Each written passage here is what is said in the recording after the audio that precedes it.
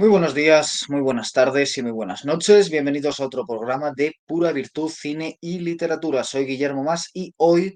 vamos a iniciar una nueva sección en el canal llamada Consideraciones Ebolianas. Son algunas reflexiones que no pretenden ni mucho menos agotar, pero sí ampliar de manera más divulgativa y en formato audiovisual la figura de Julius Evola, entender a este pensador tan sumamente alejado del mundo académico, tan sumamente expulsado del mundo oficial de lo cultural y todavía hoy, incluso en grupos supuestamente alternativos, considerado como desviado o incluso como peligroso. Bien, pues nosotros no tememos al peligro, creemos que donde crece el peligro crece lo que salva y por lo tanto vamos a indagar en esta figura que nosotros no adoramos, que efectivamente consideramos que es polémica, pensamos con ella en algunos casos a favor, en contra, tomando algunos elementos, posicionándonos frente a otros, pero ante todo creemos que es necesario hacer una labor de divulgación porque se trata de uno de los grandes pensadores del siglo XX, para bien y para mal,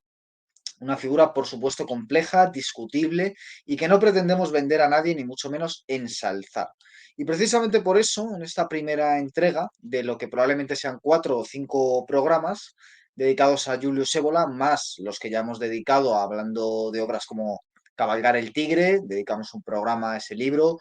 dedicamos una entrevista al que seguramente es el mayor conocedor y divulgador en nuestra lengua de la obra de Julius Evola, que es Eduard Alcántara, a quien si ve este vídeo quiero mandar un saludo que va con mi admiración. Mantenemos una pequeña relación a distancia, de vez en cuando intercambiando mensajes y siempre es un gusto hablar con él y siempre se aprende. Y en este programa en específico creo que hizo una entrevista muy exhaustiva, una conferencia muy interesante sobre ébola y la voy a recomendar a quien quiera saber más sobre este pensador italiano. Y también recientemente hemos grabado un vídeo hablando de varios autores tradicionalistas y entre otros estaba Julius Evola y su libro más famoso que es Revuelta contra el mundo moderno. También, por supuesto, hemos entrevistado a otros autores como Sebastián Porrini o Antonio Medrano, que se encuentran entre los introductores más relevantes de Julius Evola en lengua española. En cualquier caso, ya digo, lo que pretendemos aquí es tratar obras menos conocidas y tratar puntos específicos, ¿no? Muchas veces yendo a las propias palabras de ébola o, como en el caso del programa que hoy nos ocupa, yendo a las palabras de los maestros de ébola. Entonces, hoy lo que quiero hacer es una labor principalmente hermenéutica, porque al final lo que yo pretendo con estos programas es que se lea a ébola. Repito, no que se adore a ébola o no que se odie a ébola, sino que más libres de ese acercamiento o distanciamiento puramente emocional, puramente afectivo, lo que pretendo es una valoración intelectual de su obra para que quien vea estos programas se sienta mejor capacitado, y lo digo con toda humildad, para poder entender la gigantesca magnitud de la obra de Julius Evola. Entonces, vamos a tratar de dejar los afectos, los sentimientos y, por supuesto, las consideraciones morales, puesto que Evola es un autor que está más allá del bien y del mal, o por lo menos pretende estar más allá del bien y del mal, pretende escribir para todos y para nadie. Y nosotros lo que vamos a tratar es sencillamente dar algunas pinceladas para poder entender mejor su obra. Es decir, que al final, igual que Julius Evola era un hombre eminentemente activo y siempre tenía esa vía operativa muy en su pensamiento, es decir, que él quería que su pensamiento no fuera algo estéril, sino algo que llevara a la acción. Y quizás eso sea lo que ha hecho, junto con ciertas relaciones políticas más directas, que su obra, a la diferencia de la de René Guénon, sea mucho menos permeable para el mundo académico y por lo tanto, aunque Guénon ya es muy sospechoso dentro del mundo académico, poco a poco se va introduciendo y en cambio Ébola, que llegue a alcanzar ese estatus es bastante más difícil. Bien, pues decía que igual que el pensamiento de Ébola siempre está enfocado hacia lo activo, yo también quiero que estos vídeos, un poco como homenaje a esta actitud con la que yo me identifico bastante, en otras cosas no, pero en esta cuestión sí que me identifico bastante con Ébola, me gustaría que estos vídeos fueran una invitación a la acción, en este caso a la acción lectora de la obra de Ébola y a la acción de discutir también la obra de Julius Evola. Y por lo tanto es muy importante que ustedes me dejen comentarios porque yo los voy a leer y en las siguientes entregas vamos a poder hacer esta discusión con todos los inconvenientes que tiene el formato audiovisual, pero si ustedes gustan, pues podemos hacerlo un poquito más vivo. Entonces, ¿qué es lo práctico aquí? ¿Qué es lo activo? Leer a Ébola, entender a Ébola y lo que quiero es que estos vídeos ayuden a divulgar su figura y ayuden a entenderla. Y como decía, para entenderla hay que hacer una labor hermenéutica fundamental que consiste en ni más ni menos alejarse de esa adoración, de esa lectura casi religiosa que se hace a veces de los textos teológicos, filosóficos, estéticos. Por ejemplo, es algo que se hizo mucho tiempo con Karl Marx, que es otro gran pensador, y que hasta que no llega Luis Althusser, ya en el siglo XX, probablemente todo lo que se está haciendo en torno a la obra de Marx carece de esa visión crítica en muchos puntos. Y lo que queremos aquí es tener un acercamiento crítico a Julius Evola y en general en el canal un acercamiento crítico a todos los autores que tratamos, ya digo, sin adoración, más allá de los gustos personales o de las valoraciones morales de cada uno, que en mi opinión muchas veces han de quedar fuera. Entonces, vamos a dejarlas fuera, quizás en otro punto de estos programas podamos hablar de ello, pero hoy sencillamente nos vamos a dedicar a hacer esa labor hermenéutica consistente en distanciarnos de la obra, distanciarnos del autor y tratar de encuadrar esa obra y ese autor en su contexto histórico y en su biografía. Entonces, vamos a hablar más adelante de este libro que ha sido publicado por primera vez de manera muy reciente en español, que es la autobiografía, La suerte de autobiografía de Julius Evola, uno de sus últimos libros, de sus últimas obras, escrita en el año 1972 y titulada El camino del cienabrio. Vamos a hablar de ella más adelante. Y hoy vamos a hablar de un libro complejo, de un libro polémico, siendo todos los libros de Ébola polémicos. Vamos a hablar de imperialismo pagano, pero no va a ser una reseña del libro, no va a ser un intento por profundizar en el libro, sino que vamos a ir a los orígenes de imperialismo pagano porque es muy importante entender que este libro del que el propio Ébola muchas veces se sintió avergonzado casi y que quiso apartar de su obra completa, quiso que no se reeditara, tuvo una relación conflictiva con el libro, pidió la supresión de un capítulo que era realmente duro con el catolicismo, siendo Julius Evola un autor ya de por sí muy crítico con la tradición cristiana, sobre todo hay que hacer esa diferenciación católico-cristiano, y Evola es muy duro con el cristianismo y del catolicismo reivindica una parte muy concreta, y en este libro en concreto se nota muy especialmente esta postura, y por lo tanto es muy importante que entendamos la importancia de este libro, escrito, publicado en el año 1928, a veces se dice 29, y que es un libro verdaderamente complejo, interesante, pero donde está en buena medida sintetizado todo lo que es Julius Evola, y por eso, aunque no sea Revuelta contra el mundo moderno o Cabalgar el tigre, o los libros más especializados en temas concretos, como el hermetismo, como la tradición gibelina, etcétera, sí que es cierto que es un libro que,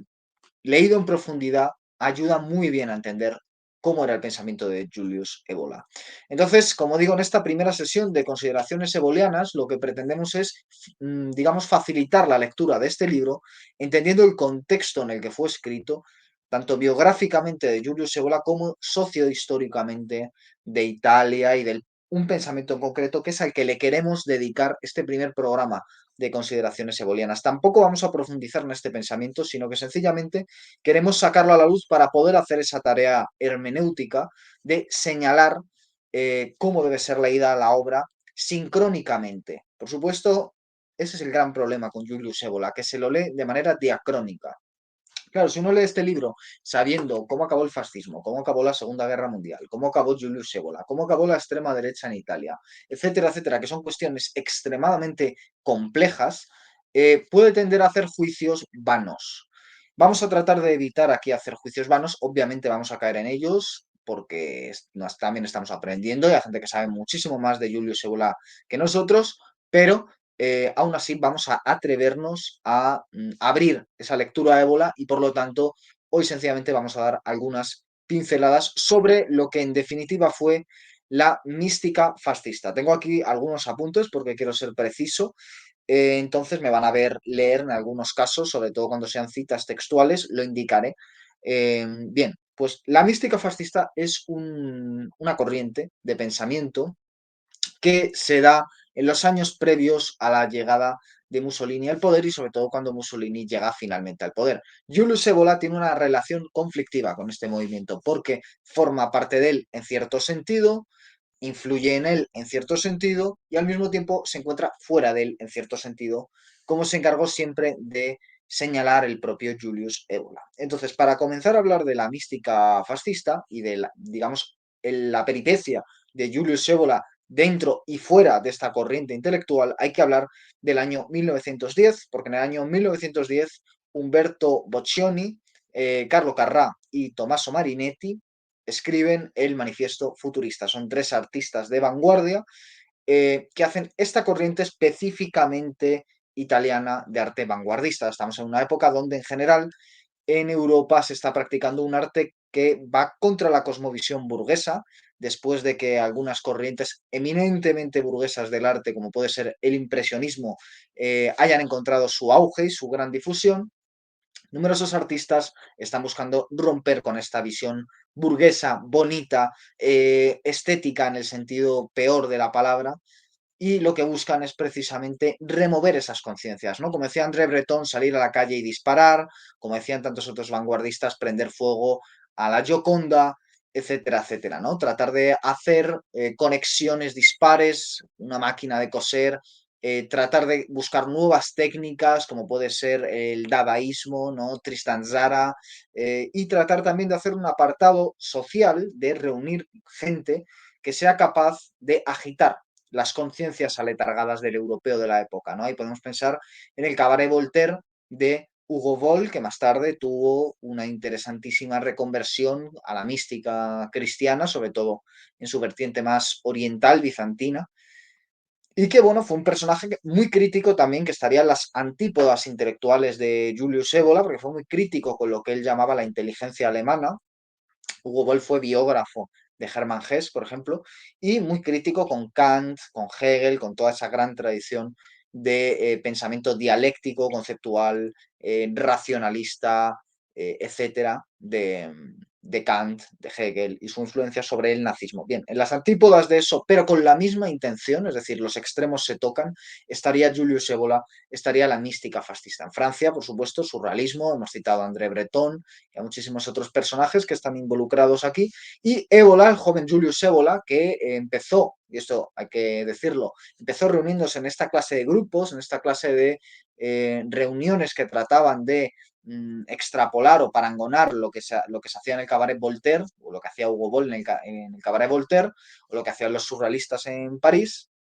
Lo que trataban era hacer esto en Italia y ahí aparece un joven Julius Evola, que es un tipo que ya va muy cargado de lecturas nietzscheanas, pero que también tiene unas ideas muy rupturistas en lo estético, y que al mismo tiempo se está empezando a interesar también por Oriente y Occidente y las diferencias espirituales entre Oriente y Occidente y cómo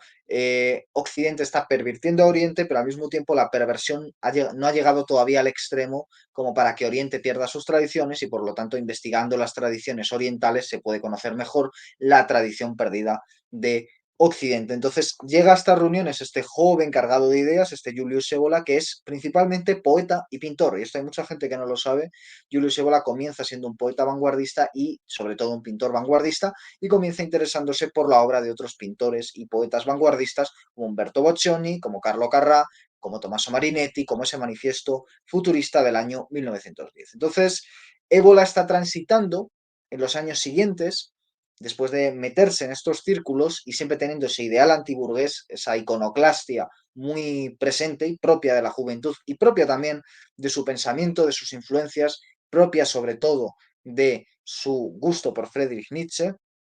le lleva, por supuesto, de lo experimental a la magia, a lo esotérico, pero muy especialmente, y esto es una de las razones por las que siempre se le considera un desviado, por la que mucha gente le considera un peligroso, ya no solo hablando en términos puramente políticos, sino también en términos espirituales, es porque era practicante de la magia operativa. Ahora hablaremos más en profundidad de este rasgo de Ébola, pero claro, esta magia operativa que mucha gente ha querido ver magia negra, sobre todo por la incidencia que hace ébola en transitar por el sendero de la mano izquierda, se pone en común con la acción política, con esa acción revolucionaria fascista, y claro, pocos pensadores, por no decir que ninguno en el siglo XX, si acaso Ernest Junger, pero es un caso muy distinto, aunque tengan algunos puntos en común, y a mí me gusta la comparativa, han tenido esta mezcla de la magia y de la acción política, de la magia operativa, que ya es peligrosa de por sí, y de la acción política. Podemos pensar en Aleister Crowley, con el que tiene algunos puntos en común y otros, desde luego, muy distintos. Pero Aleister Crowley, aunque estuvo metido en política, se habla mucho de la labor de Aleister Crowley tratando, junto con otros personajes también británicos, tratando de entrenar a los servicios secretos británicos. Incluso se ha llegado a especular, aunque hasta la fecha se considera falso, que Aleister Crowley pudiera entrenar a Winston Churchill en cuestiones mágicas. Lo que sí que es cierto es que hubo un entrenamiento y una relación, por lo menos incipiente, entre Aleister Crowley, otros personajes mágicos de Gran Bretaña de la época. Recordemos que es la época de la Golden Dawn, de la Aurora Dorada, de William Bartlett Yeats y otra serie de personajes, que también buscan hacer una magia más práctica y que de alguna forma son derivaciones de la masonería operativa, que se crea precisamente con James Anderson en Inglaterra en el año 1777. Y lo que hacen es entrenar a los servicios secretos británicos para que puedan moverse en el ámbito de lo mágico. ¿Por qué? Porque en el Tercer Reich estaba, por supuesto, la sociedad negra, la última Thule, y ellos tenían su propia, por decirlo de alguna forma, magia política, ¿no? Entonces, no deja de ser interesante entender que también en Italia esto va a ocurrir y que muy específicamente Italia es quizás el país más interesante de la época en este sentido, y es lo que queremos apuntar sin profundizar en ello en este programa, sobre todo para entender que ébola no es un fenómeno aislado. En definitiva, lo que quiero en este primer programa es que entendamos que por más que ébola sea un gran pensador, como todo gran pensador, no es un fenómeno aislado. Y como todo gran pensador, no tiene una obra perfecta, concebida linealmente de principio a fin, sino que hay recovecos, idas y venidas, encuentros y desencuentros, y qué duda cabe de que Imperialismo Pagano es un libro de que el propio Ébola se arrepintió en muchos puntos y que nos ayuda a encontrar muy bien quién era Ébola cuando escribió el libro, nos ayuda a encontrar muy bien también cómo después Ébola fue tratando de rehacer su pensamiento. Si alguien quiere conocer más de primera mano este proceso, en el camino del Cinabrio y por supuesto en numerosas entrevistas, el propio Julius Ébola lo va a detallar y nosotros esperamos también poder hacerlo próximamente hablando de ese libro del camino del Cinabrio. Entonces, por supuesto, Ébola se fija en la importancia que Nietzsche le da a lo estético. Recordemos que Nietzsche era filólogo clásico, discípulo de Jacob Burckhardt y de otros, y que por lo tanto desarrolla, sobre todo en esa primera etapa de fascinación con Wagner, aunque luego se vuelva crítico por encontrar que Wagner de alguna forma acaba cayendo en el cristianismo que tanto critica Nietzsche, y precisamente por eso a partir de Wagner surge el rosacrucismo católico, nace a partir del estreno de Parsifal, esta corriente, que es una escisión de los rosacruces.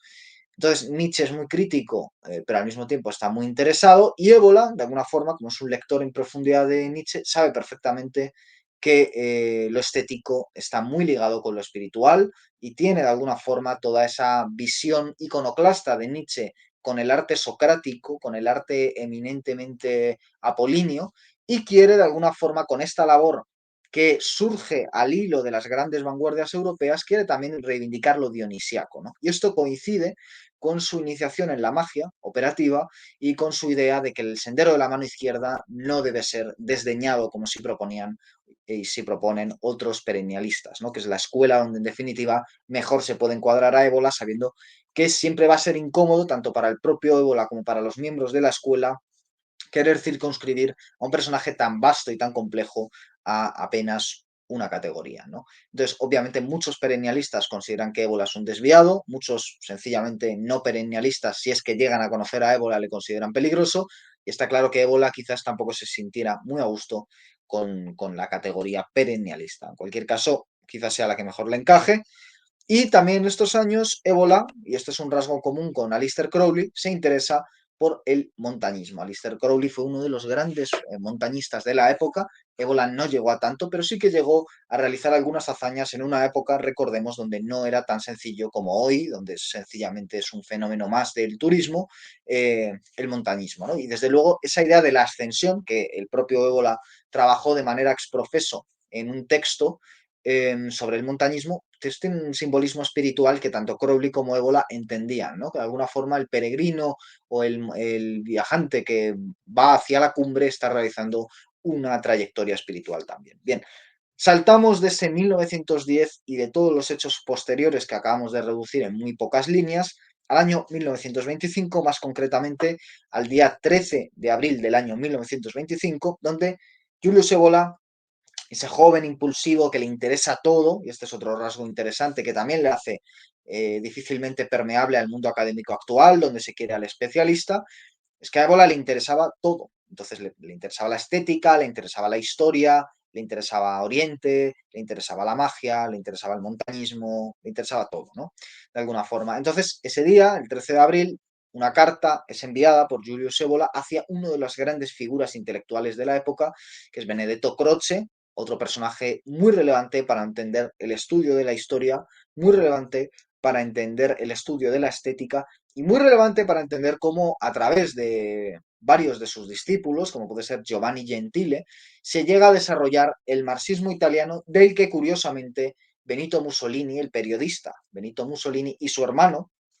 serán una escisión que acabará conformando el fascismo, porque el fascismo nace de Mussolini, que es en primer lugar un leninista declarado, que más tarde quiere corregir lo que se está haciendo en Rusia, y por eso hay que entender, como hace Alexander Dugin, que el fascismo no deja de ser una tercera teoría política que nace de manera refractaria o de manera reaccionaria incluso contra el comunismo y más concretamente contra la manifestación soviética del comunismo que ya lleva varios años en marcha a partir de 1917. Recordemos también que el comunismo,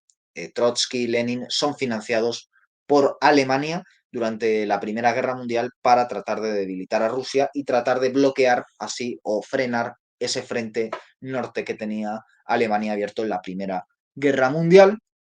Entonces escribe Ébola a Benedetto Croce, ese gran pensador tan influyente sobre Giovanni Gentile y sobre otros, eh, una carta que además va acompañada de un manuscrito de 800 páginas, fíjense ustedes, o sea, un jovencísimo Ébola ya en 1925 tiene un manuscrito de 800 páginas y se lo envía a Croce, y junto con ese envío, en un fragmento de la carta, dice lo siguiente, abro comillas y leo literalmente: durante algunos años he tratado de organizar mis puntos de vista filosóficos en un sistema, principalmente contenido en una obra inédita titulada Teoría del individuo absoluto. Publicaré este volumen, que me ha costado varios años de trabajo, sin ninguna remuneración. Por un número diferente de razones que no puedo mencionar aquí, la publicación de este trabajo principal representa algo bastante importante para mí, ya que en la disciplina que he seguido es la oportunidad de dirigirme libremente y sin reservas a aquellos para quienes el efecto general de mi doctrina, expuesto teóricamente, no es simplemente un esquema abstracto. Vean ustedes la seguridad de sí mismo con la que habla Ébola,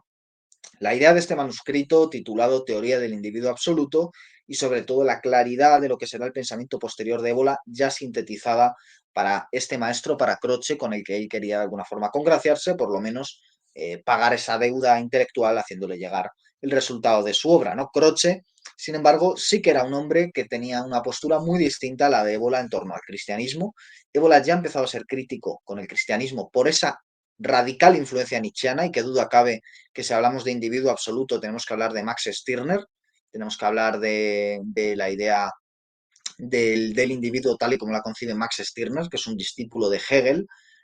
crítico con Hegel después de haber pasado una primera etapa. Tenemos que hablar de Nietzsche, que nunca llegó a reconocer de manera muy clara la influencia de Max Stirner, pero qué duda cabe de que Max Stirner está muy presente en el pensamiento de Nietzsche, y Nietzsche lo conocía. Y de alguna forma es muy interesante esta carta porque Ébola está tratando de cerrar el círculo y está tratando de reintegrar a Hegel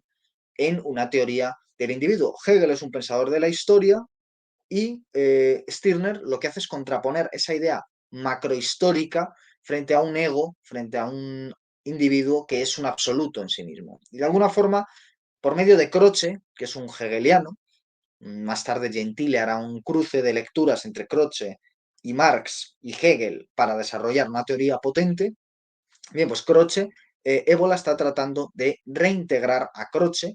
pero obviamente lo que más les separa, como digo, es el cristianismo. Croce hacía una reivindicación del cristianismo, Croce decía, ¿por qué no podemos dejar de considerarnos cristianos? Y obviamente el ébola nietzscheano tiene muchas dificultades para poder asumir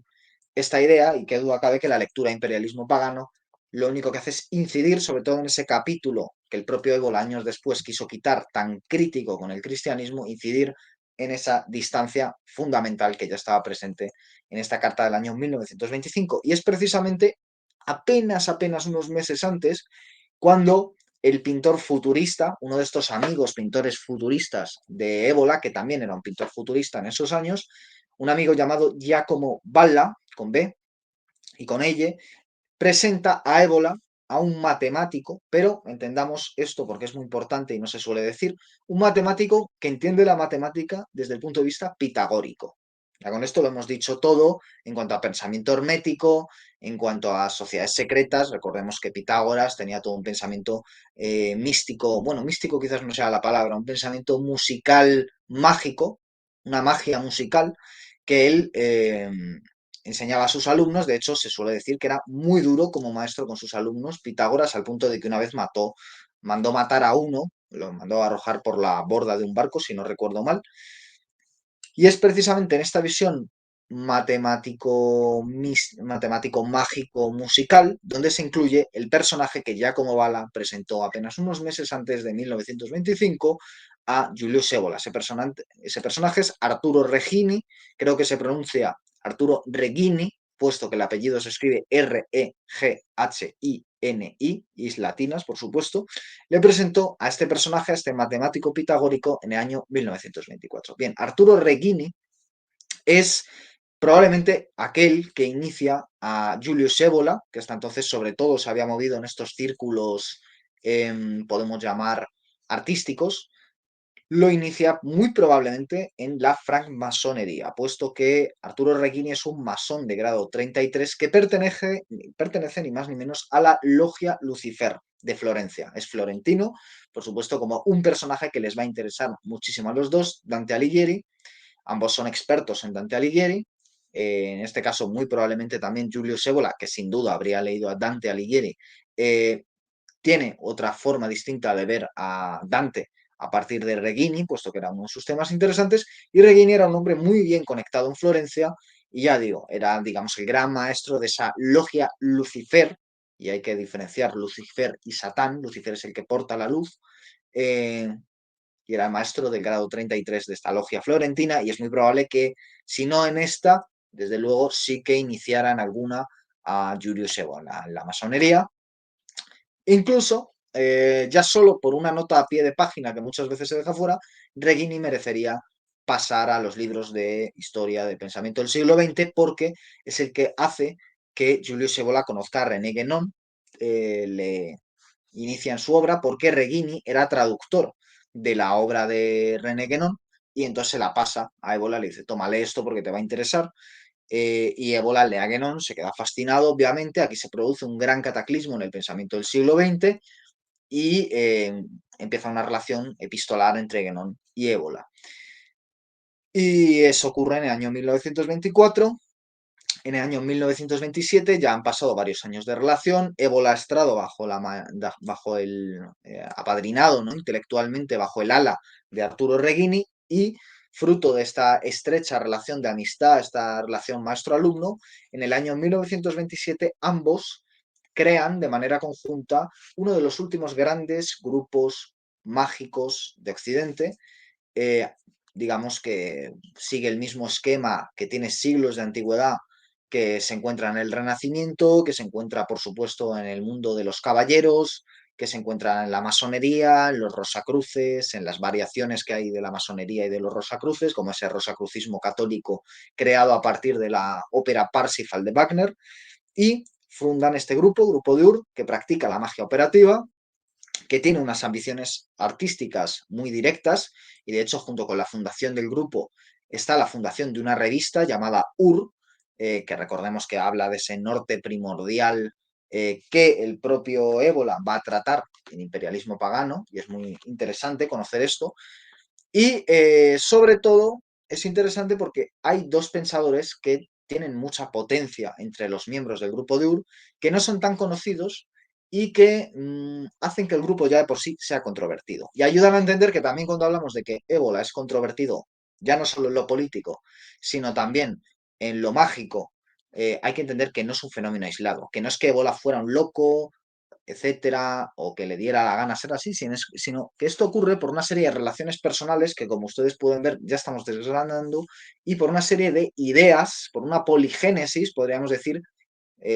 un polen cultural que está en el ambiente de la época y que, bueno, pues algunos van recogiendo y se ponen de acuerdo, ¿no? Puede ser que algunos se conozcan entre sí o puede ser que otros estén distanciados geográficamente. En este caso, esos dos pensadores son Cagliostro, pensador italiano mágico, de la corriente mágica hermética, y Rudolf Steiner, mucho más reciente históricamente, padre de la antroposofía. Y también podríamos incluso hablar de la teosofía, que por supuesto está en el ambiente de la época, que ya es mucho más degenerada. Por supuesto, René Guénon hubiera sido muy crítico con este tipo de influencias, Mircea Eliade no tanto, pero puede que también, y Ébola no lo es tanto, porque Ébola tiene muchos compañeros en el grupo de UR que son grandes lectores de Rudolf Steiner y sobre todo Arturo Reghini es un estudioso de la obra de Cagliostro. Entonces, esto hay que tenerlo muy en cuenta. Ébola dice lo siguiente sobre su encuentro con Arturo Reghini. Voy a leerlo. Abrimos comillas. Y dice, cuando lo conocí, Reghini era un grado 33 de la masonería del rito escocés. Había escrito un notable libro sobre las palabras y pasajes sagrados de los primeros grados de esta secta, en el que demostró una cualificación poco común. Matemático, filólogo, espíritu crítico, al estudio de la herencia iniciática aplicó una seriedad y una objetividad absolutamente inexistentes en las divagaciones de los teósofos, a los que no se cansó de fustigar con el más mordaz sarcasmo. Entonces, cerramos comillas y constatamos cómo Reini tiene estos puntos en común con Guénon, pero también va a tener diferencias, porque Guénon durante mucho tiempo fue católico y solo al final de su vida, y muy probablemente por ese segundo matrimonio que contrajo ya viviendo fuera de Europa, si no recuerdo mal, en Damasco o en el Cairo, pues se hizo musulmán, pero Guénon durante mucho tiempo fue católico, fue practicante y Guénon siempre incidió en la necesidad de estar iniciado en una de las grandes religiones y al mismo tiempo fue muy crítico con la magia, con la cábala, en cierta forma de entender la cábala, con ciertas corrientes modernas y muy especialmente con la teosofía, con la antroposofía, etcétera, etcétera, ¿no? En cambio, Julius Evola sí que había leído a autores como Eliphas Levi, que por cierto es un autor que igual que Evola mezcla lo mágico y lo político, que a veces se nos quieren plantear como cosas distintas, pero tenemos a un Eliphas Levi o tenemos a un William Blake que tienen lo mágico y tienen lo político, y de eso va la mística fascista de la que estamos hablando en este programa. Entonces, en el año 1928 se escribe este libro, Imperialismo Pagano, que ha tenido la gentileza la editorial EAS de reeditar. Es una reedición excelente. Probablemente estamos hablando de la mejor edición que hay hasta la fecha en español de una obra de Julius Evola. Y esto, amigos, es algo que hay que celebrar porque que no existan más así es una vergüenza. Y por lo tanto, que exista aún así es una pequeña luz en el firmamento. Entonces, es un libro que recomiendo principalmente por su importancia, pero secundariamente también por la buena edición que ha hecho la editorial EAS y que, bueno, los que leemos a Ébola en español, no lo leemos en italiano, pues tenemos la desgracia a veces de enfrentarnos a ediciones bochornosas, por no decir algo peor, de la obra de un pensador tan importante como Ébola. Y este libro básicamente tiene un subtítulo, ya digo, del año 1928, aunque a veces se dice que del 29, que es el fascismo frente al peligro eurocristiano. Es decir, ya está conformado el fascismo, Ébola, como detalla en el camino del Cinabrio, se encuentra cada vez más lejos de esas corrientes estéticas alternativas y más imbuido en lo político, sin abandonar por ello la práctica operativa de la magia. Y bueno, pues trabaja en ese sentido y hace seguramente el libro más importante para entender lo que fue la mística fascista. Precisamente por eso, para entender también este libro, hay que entender lo que es la mística fascista y yo estoy haciendo este vídeo porque temo que mucha gente no sepa ni qué es la mística fascista. Entonces, para empezar, hay que hablar de que ébola no brota como una seta, como una espora, en un ambiente donde todo el mundo tenga unas ideas radicalmente opuestas, aunque no fuera el pensamiento hegemónico. Y hay que decir que en esta época la mística fascista sí era muy fuerte, no hay más que ver el fenómeno popular de lo que fue el fascismo, y a pesar de que obviamente la gente de a pie de calle no tuviera esas ideas en la cabeza, sí que las imbuían a través, sí que las recibían a través de la cultura popular, estaban imbuidos de esos símbolos con los que se identificaban y que les hablaban de alguna forma desde un pasado que querían recuperar, un pasado pagano, un pasado lleno de dioses, un pasado con otra visión de la naturaleza, un pasado heroico, un pasado imperial, un pasado que tenía una relación distinta con el espacio, con la geografía, con el suelo, y todo eso estaba en la época. Y Ébola no es el único que lo trata. Podemos citar, por ejemplo, a un importante pensador italiano de la época, que es apenas un poquito más joven que Ébola, unos 7 u 8 años, se llama, creo que son 8 años, Guido de Giorgio. También se puede hablar de un historiador que influyó mucho a Ébola, se sabe que Ébola lo leyó, que es bastante más mayor en este caso, una persona ya, digamos, establecida cuando Ébola se estaba iniciando, que se llama Antonio Bruers, Bruers, y sobre todo hay que hablar de un pensador importante en esta época que seguramente fue la gran influencia para la escritura de imperialismo pagano y que de hecho está citado dentro del libro, que se llama Giovanni Antonio Colonna Romano di Cesaro. A veces se le llama sencillamente Colonna Romano di Cesaro. Aparece citado dentro del propio libro y es una influencia determinante sobre Ébola y demuestra muy bien, junto con Guido de Giorgio, o podríamos decir incluso el propio Reghini, que Ébola no nace de la nada, sino que esas ideas están en la época, ¿no? Y ahora pasaremos a hablar, aunque sea de manera breve, de lo que es la mística fascista, pero hay que saber esto antes de empezar a leer a Ébola, o por lo menos si se quiere entender a Ébola en profundidad. Entonces, en el año 1914, otra vez saltamos hacia atrás, apenas 4 años después de ese manifiesto futurista, aparece otra suerte de manifiesto, aunque no lleve tal nombre, ¿no? De manera directa. En este caso solo tiene un firmante y es un viejo amigo de los que estamos viendo este programa, porque ya hemos hablado de él varias veces, es Arturo Reghini. Arturo Reghini en el año 1914 publica un artículo titulado, atención, Imperialismo pagano, en una revista llamada Salamandra. Claro, ¿qué significa eso? Que 14 años antes de que aparezca el libro Imperialismo Pagano de Julius Evola, hay un artículo llamado Imperialismo Pagano, escrito por Arturo Reghini, que es el fundador de la revista UR, el maestro de Arturo de Julius Evola, etc. Y años después, ya en la revista UR, es decir, estamos hablando de 1928, año de publicación de Imperialismo Pagano, pero cuando todavía no está publicado Imperialismo Pagano, aparece una continuación de este artículo que no aparece publicada con el nombre de Arturo Reghini, pero que efectivamente está escrita por Arturo Reghini, que en este caso utiliza uno de sus numerosos seudónimos, el seudónimo Pietro Negri. Publica, como digo, en 1928 una continuación de ese artículo de 1914 llamado Imperialismo Pagano, y esa continuación se titula De la tradición occidental. Eh, y claro, ¿qué ocurre? Que si uno lee, por un lado, el artículo de 1914, Imperialismo Pagano, y por otro lado lee el artículo de 1928 de la tradición occidental y luego lee el libro de 1928 de Julius Evola, Imperialismo Pagano, se dará cuenta de que muchas de las tesis desarrolladas por Evola están en estos artículos. ¿Cuál es el problema? Que Evola no cita los artículos de su maestro Reghini. Ahora pasaremos a ampliar esto, pero hay que recordar que los sitios donde inició su escritura pública Julius Evola, después de esa etapa de poeta y después de esa etapa de pintor, cuando ya se centró más en una faceta de pensador, están en dos revistas, una del año 1924, el año en el que conoce a Reghini, que se llama Atanor. Conoce a Reghini, conoce a Guénon, se llama Atanor, la lleva Arturo Reghini y le da la oportunidad a Ébola de empezar a escribir. Creo, si no recuerdo mal, que sus primeros artículos son sobre hermetismo. Y más tarde, en el año 1925, en otra revista, también dirigida por Arturo Reghini, llamada Ignis, también escribirá Julius Evola, digamos, estos primeros tanteos de pensamiento, ¿no?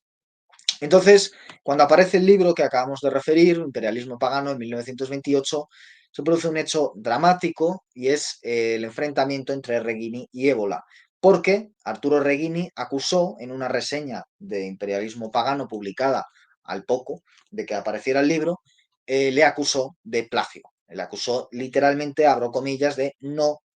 ocultar sus fuentes, cierro comillas, es decir, le acusa de no reconocer dónde ha encontrado su inspiración, dónde ha encontrado, digamos, su fuente. Y esto hace que ponga fin a la amistad. Aquí se acaba la amistad entre Reghini y Ébola, y el asunto fue a más. Ébola contestó a Reghini en términos muy duros también, y por supuesto esto llevó al final del grupo UR, que había sido creado poco tiempo atrás, como acabamos de decir, y hizo que la revista derivada del grupo UR, llamada UR, acabará también y comenzará la revista Krur, con una K, Krur. Y en 1930 incluso hubo un juicio donde hubo distintos testimonios para tratar de aclarar hasta qué punto Ébola estaba plagiando o no a Reguini. Ya digo que este asunto se llevó a lo judicial y hubo testigos, y esto ayuda a entender el enconamiento entre Reguini y Ébola, que no fue tan duro, por ejemplo, entre Ébola y Guénon, que es su otro gran maestro vivo, porque por supuesto Nietzsche es su gran maestro muerto. Entonces vemos que Ébola siempre tiene también una relación conflictiva con sus maestros, con Reghini en lo personal, con Guénon en lo intelectual, porque aunque están trabajando conjuntamente sin que haya una organización, pero sí en sus fines y en sus puntos de estudio muchos asuntos, en otros están radicalmente enfrentados, sobre todo en este asunto de la vía de la mano izquierda, que Guénon denosta y que Guénon rechaza visceralmente, y que Ébola, en cambio, abraza y postula, y se supone que también practica personalmente. Para tratar de conocer hasta qué punto es cierto la influencia de Reghini en Ébola, que nosotros consideramos, después de haber leído estos artículos, que por cierto circulan en red, aunque no están publicados en español, por si alguien los quiere leer, hasta qué punto Reghini efectivamente influye sobre Ébola, vamos a recuperar dos citas. La primera es una crítica al cristianismo. Dice así, Arturo Reghini, en Imperialismo Pagano, 1914, abrimos comillas. La nefasta predicación del amor al prójimo y la caridad cristiana, una panacea universal hecha de miel y rosóleo aromatizado, verdadero maná para todas las languideces sentimentales de la humanidad. La predicación iba a tener un éxito infalible, pues el paraíso prometido a los fieles, una dichosa vida futura en la que los agravios de esta vida serían corregidos y los males compensados, aseguraba que la predicación del manso Jesús recibiría el consentimiento de todos aquellos que sentían la necesidad cerebral de poner su sello en la regularidad de una justicia divina, hecha a imagen y semejanza de su miserable criterio humano. Cerramos comillas. Claro, aquí Reghini está siguiendo una crítica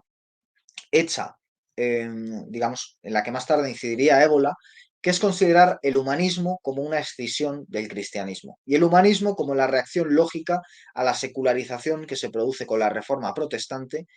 y sobre todo como una reacción lógica a la hegemonía del mundo güelfo, ¿no? Podríamos decir, frente a la caída del mundo gibelino. Esta es una idea que está ya en Reghini y que de alguna forma Ébola recupera de manera muy, muy, muy directa, como sabe cualquiera que esté familiarizado con las ideas de Ébola, y si no, se lo decimos nosotros aquí ahora. Y cuando se trata de enfocarse en un pensador que de alguna forma tenga esta faceta política y mágica, como lo tiene Eliphas Levi, como lo tiene William Blake, mucho antes que ellos, ya hay un pensador que también tiene esta relación maestro-alumno, que está involucrado en las sociedades secretas, que se opone al papado de la época y que trata de levantar un ideal gibelino frente a ese mundo guelfo de comerciantes, frente al mundo gibelino de los guerreros, frente al mundo caballeresco de los guerreros, frente al mundo de los que van a por el grial, el mundo de los que van a por el oro, que no es el oro alquímico, sino que es el oro material, ¿no? Si alguien se opone a esto, antes es Dante Alighieri. Por supuesto, Arturo Reghini conoce a Dante Alighieri, puesto que es un pensador florentino, y Dante Alighieri es la gran figura de Florencia, y lo que hace Reghini básicamente es escribir lo siguiente sobre el ideal gibelino en consonancia con la figura de Dante Alighieri, abrimos comillas, es pagano, dice de Dante, es pagano y no deja pasar la oportunidad de hacerlo vislumbrar. Desde el primer canto del poema sagrado, Dante invoca al sol, al divino Apolo, al iniciador de Hércules y Eneas, y es bien sabido lo mucho que la Divina Comedia remite al sexto canto de la Eneida. La isagoge es la misma en los dos, es la exposición alegórica y a veces categórica de la metamorfosis del hombre en Dios. Políticamente, pues, Virgilio y Dante no hacen más que exaltar al imperio romano, cerramos comillas. Es decir, que cuando Regini trata de recuperar el imperio romano, que es en definitiva el ideal de la mística fascista, mezcla magia y mezcla política, igual que lo hará la última Tul y la sociedad negra del nacionalsocialismo, comandada sobre todo por Goebbels y por otros personajes, como puede ser Hugo Fischer, incluso se podría hablar de Junger. Bien, pues lo que hace Regini es tratar de recuperar el Imperio Romano y se fija en Dante Alighieri como intermediario entre la antigua Roma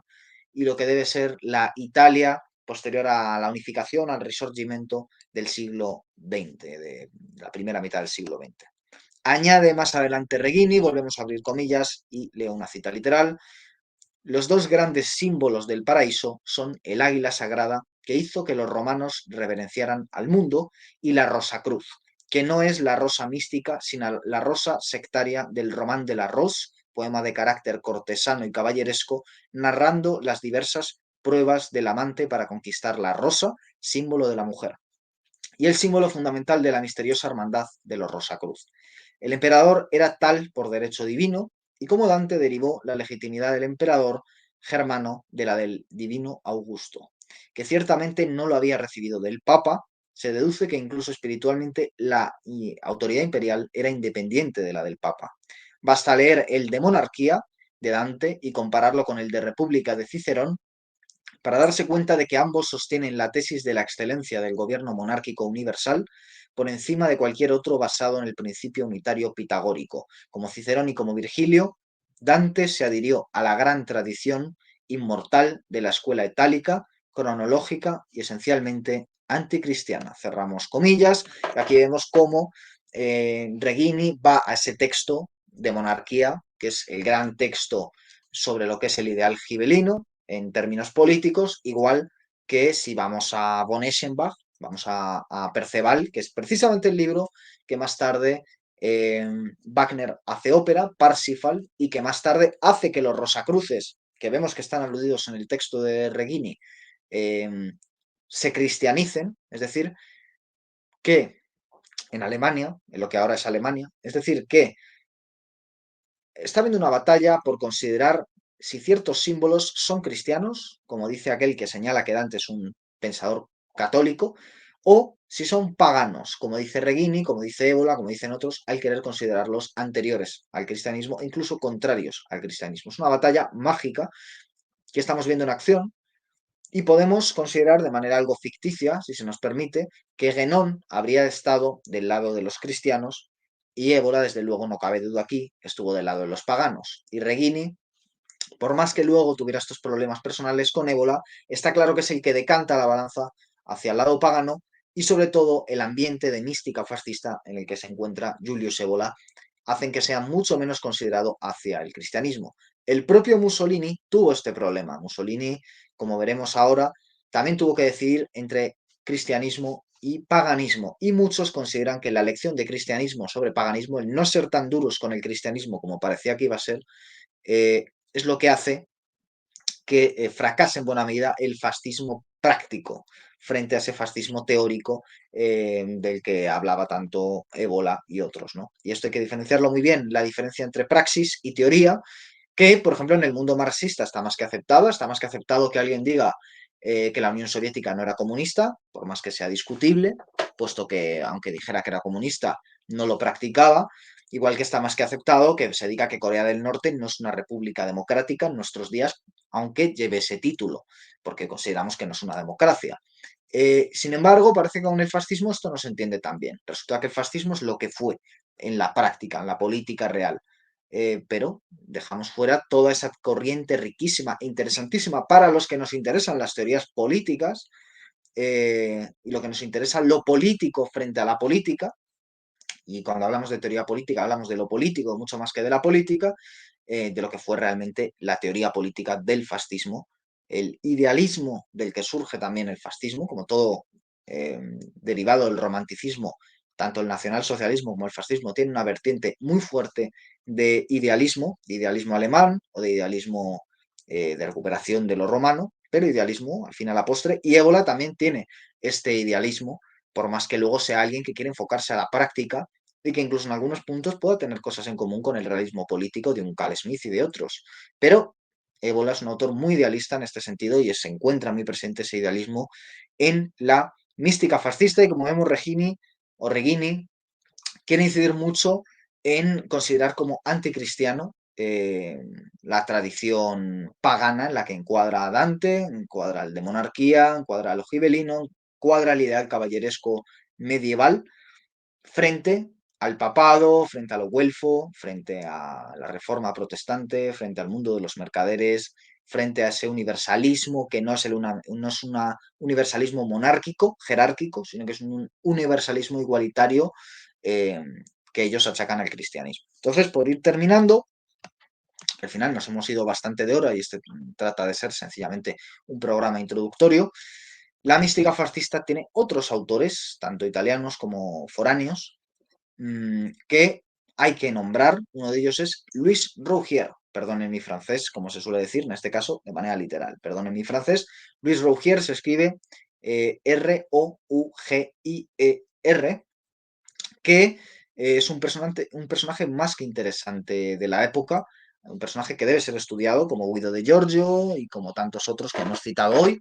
y que casi no están traducidos al español y desde luego suenan como a chino a buena parte de la gente interesada técnicamente en el mundo del pensamiento del siglo XX, lo que demuestra que hay mucha labor por hacer y hay que quitarse prejuicios, que es lo que estamos tratando de hacer aquí, para realmente poder hacer esta labor. Es un personaje complejo porque tuvo varias etapas. Por ejemplo, antes de morir, y ha muerto en fechas medianamente recientes, tuvo amistad con Alain de Benoit y estuvo interesado en la nueva derecha, pero antes, él, después de esa primera etapa en la mística fascista, sintió, después de la Segunda Guerra Mundial, que para frenar al gran enemigo de lo que siempre había sido el gran enemigo fascista, que es el mundo comunista y especialmente su variante soviética, pues decidió participar en la creación de la Sociedad Mont Pelerin, que es básicamente el gran foco neoliberal del siglo XX, y participó de su creación. Es decir, un personaje curioso porque se le puede considerar neoliberal en algunos puntos, fascista en otros, nueva derecha, interesante. Y luego hay que mencionar muy especialmente al que comúnmente está aceptado como el gran pensador de la mística fascista, que es Niccolo Gianni. Su apellido es Gianni latina, que en 1930 es el que crea la mística fascista, sobre todo de manera oficial, aunque llevará muchos años desarrollándose las ideas, y que está muy presente en los principios fundadores, aunque luego en muchos puntos no sean los prácticos, de lo que fue el fascismo de Mussolini, ¿no? Y básicamente lo que veían es la recuperación de ese ideal gibelino que desde luego nadie supo tratar como Arturo Regini y sobre todo como Giulio Cévola en este libro del que vamos a hablar pronto y como de alguna forma cuenta también, aunque no sea quizás de la manera en la que nosotros lo hemos hecho, el propio Ébola aquí, que será otro libro que también queremos tratar en esta sección de consideraciones ebolianas. Por terminar, ¿qué más influencias hay en la mística fascista en general y sobre todo lo que más nos tiene que interesar a nosotros, que es el pensamiento de Julius Evola? Pues muy bien, no se puede obviar la presencia de Oswald Spengler, que escribe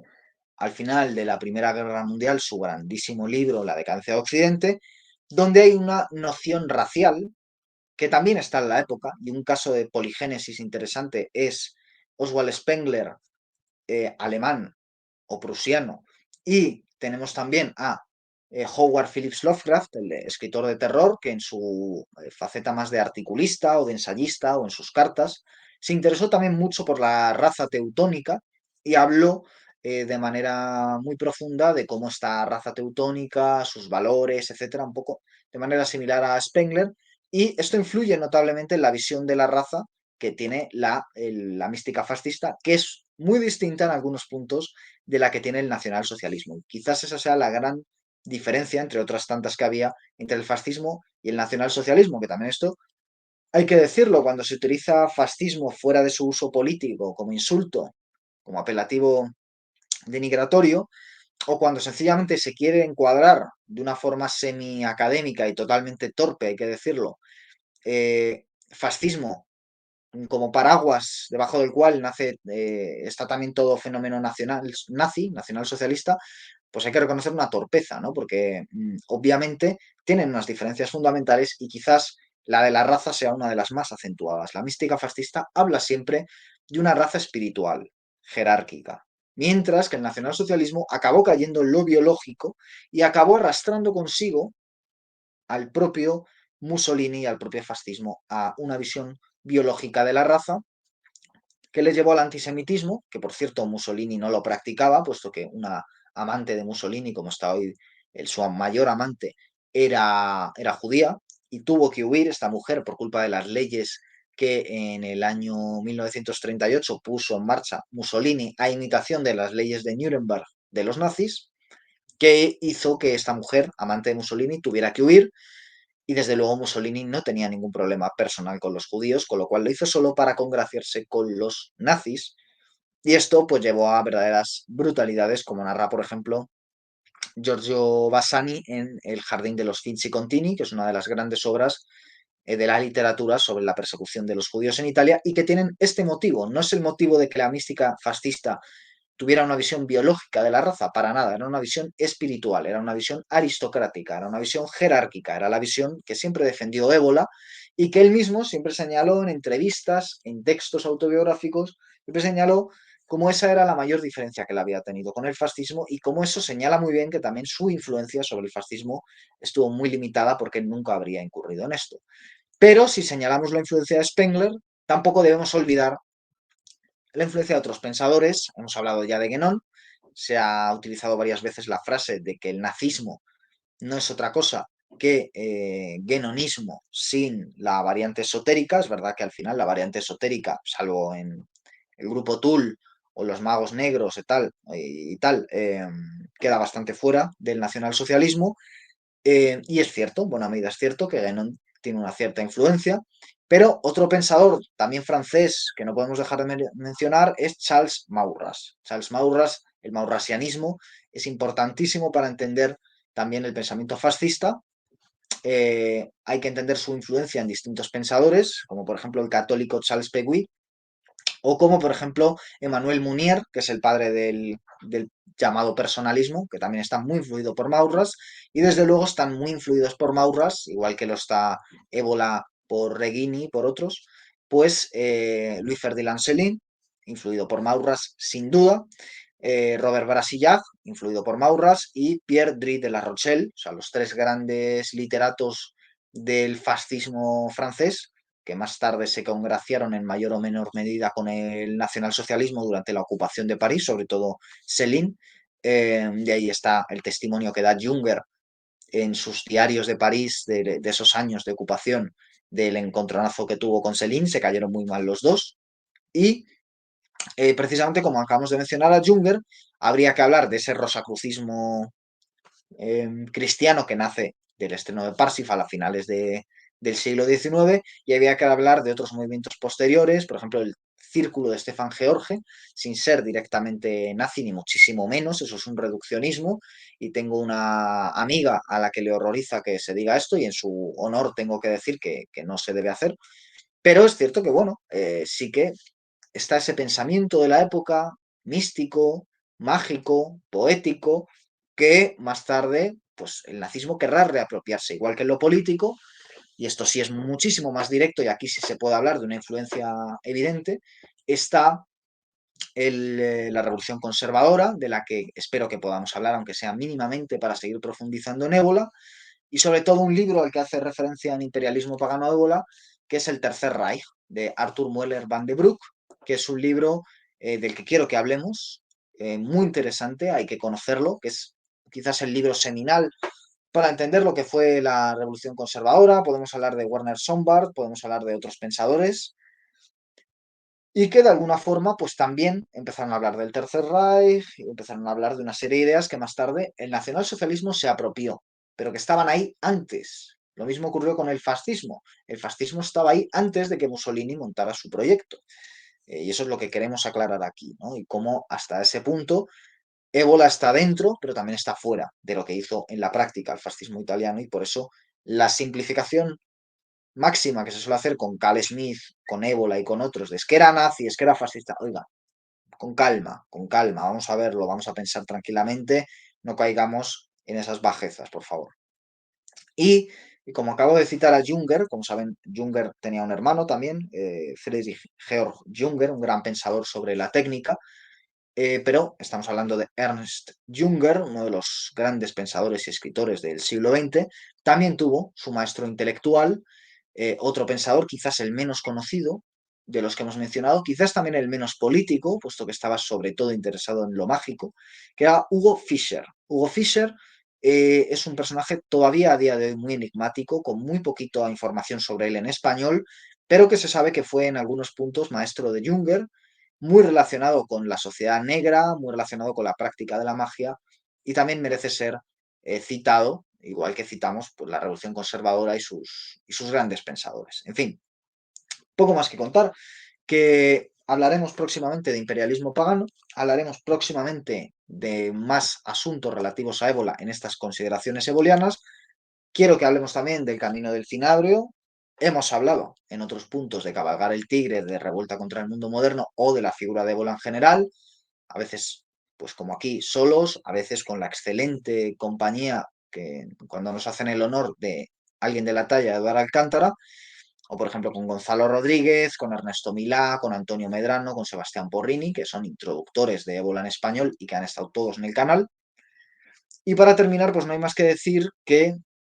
la tragedia de Ébola está en que su pensamiento idealista en muchos puntos, su pensamiento mágico, su pensamiento práctico, su obsesión por lo operativo,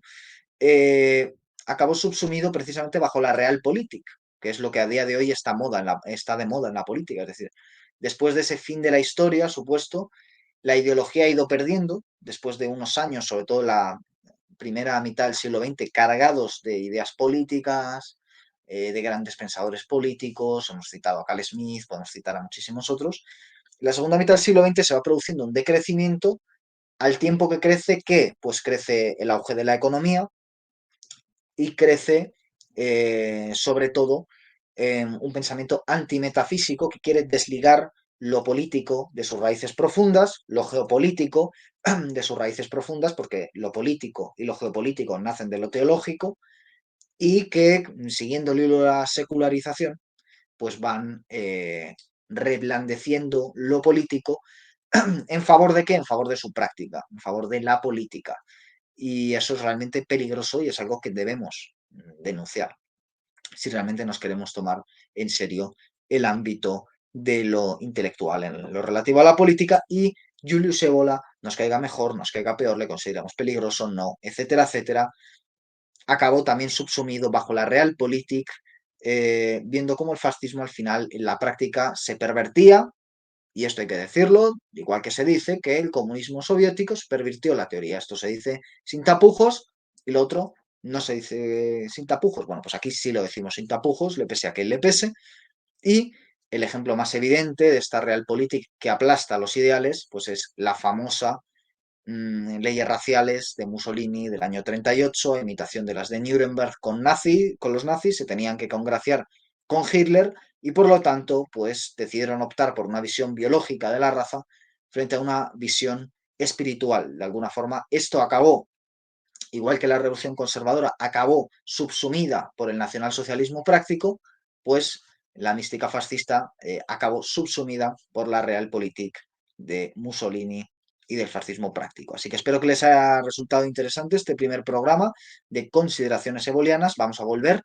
a seguir tratando a este pensador, a seguir tratando algunas obras menos conocidas y a seguir dando pinceladas, sobre todo para que ustedes puedan leerles más libres de prejuicios y más enterados para poder absorber y empaparse del que, mal que bien, es uno de los pensadores más relevantes, por lo menos en opinión de quien les habla, del siglo XX. Así que muchas gracias por su atención, muchas gracias por haber aguantado hasta este punto del programa y volveremos pronto con más programas en Pura Virtud, Cine y Literatura. Hasta pronto.